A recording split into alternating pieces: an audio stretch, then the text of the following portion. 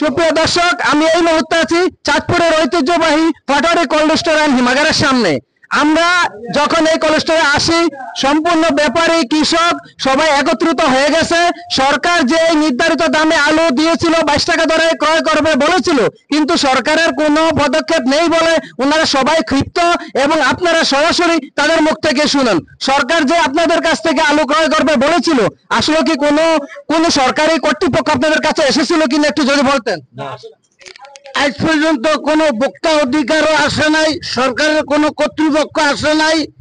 আমরা লোকসান দিতে দিতে এই পর্যন্ত সর্বশান্ত।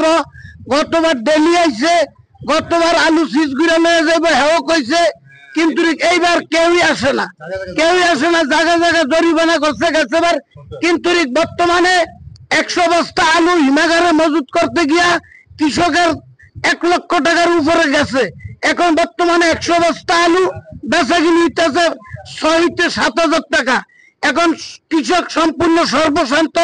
আমি প্রশাসন ও বাংলাদেশ সরকারের দৃষ্টি আকর্ষণ করছি, এবং যে সাংবাদিক ভাই আসছে ওনার সহযোগিতার মাধ্যমে আপনারা এটার যে কোনো একটা ব্যবস্থা নেন এবং এই ভিডিওটা ভালোভাবে শেয়ার করেন, যেহেতু সারা বাংলাদেশ এবং পুরো বিশ্বে যেমন এই ভিডিওটা দেখে। আসসালামু আলাইকুম ওয়া রাহমাতুল্লাহ।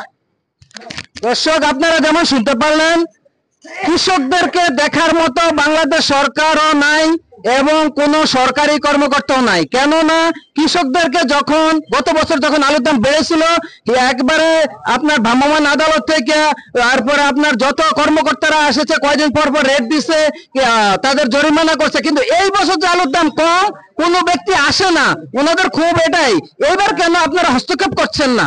গত বছর যখনই কৃষক 2টা পয়সা পাওয়ার চেষ্টা করে, তখনই আপনারা কৃষকের উপরে বিভিন্ন চাপ প্রয়োগ করেন। তো এই বছর কেন আপনারা আসছেন না, কোনো পদক্ষেপ নিতে আসছেন না? তো আশা করি সরকারের সুদৃষ্টি উদয় হবে